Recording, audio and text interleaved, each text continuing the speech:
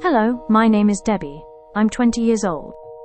And what I'm about to share is the kind of story that makes people lean in closer, whisper afterward, and maybe, just maybe, check their locks one extra time before going to sleep.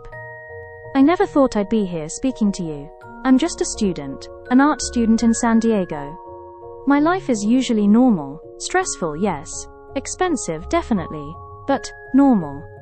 I work part-time as a delivery driver for DoorDash, mostly food, sometimes groceries, and yeah, it pays just enough to keep me from drowning in tuition. When I'm not in class or rushing deliveries, I'm usually out with my camera. I love photography. Especially landscapes, gardens, flowers. Anything that feels alive, peaceful. I like to capture beauty in places where no one else bothers to look. That's me. That's Debbie. 20 years old. Art student. Delivery girl. And someone who saw something I should never have seen. Before I tell you everything, I just want to ask you something. Think about this carefully. If you were in my situation, standing exactly where I stood, what would you have done? It was a Thursday night.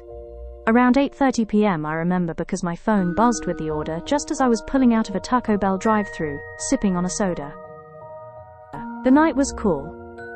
The kind of cool that feels perfect on your skin. The suburbs were quiet. Rows of trimmed lawns, the glow of TV screens behind curtains, dogs barking faintly in the distance. San Diego has this strange calm at night, like the city exhales.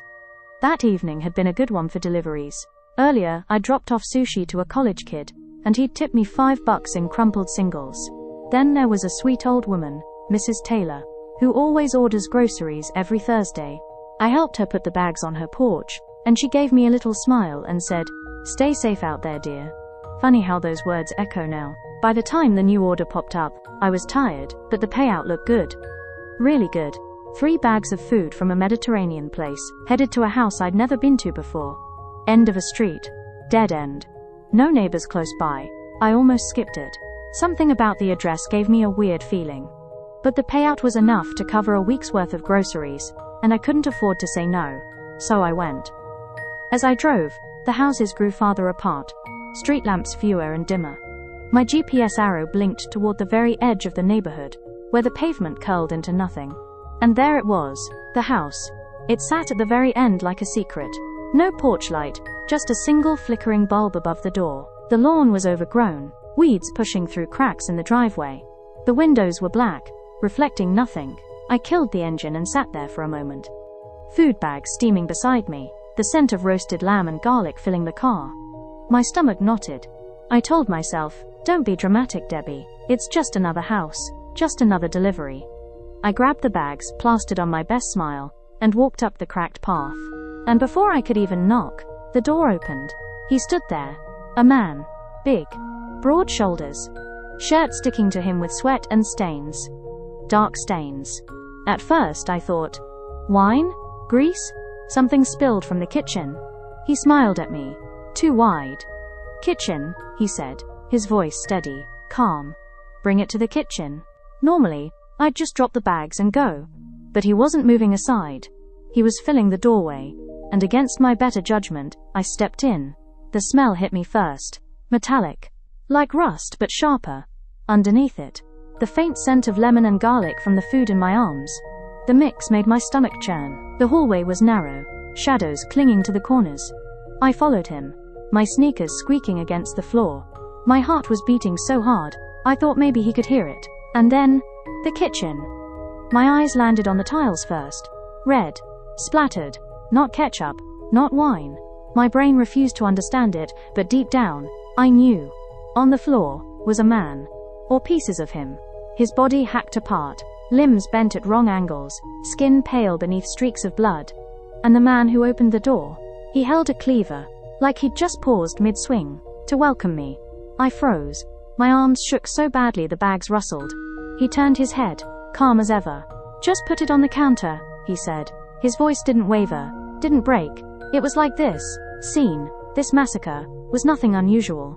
And here, he reached into his pocket and pulled out a wad of bills, stuffed it into my hand. "Keep the change."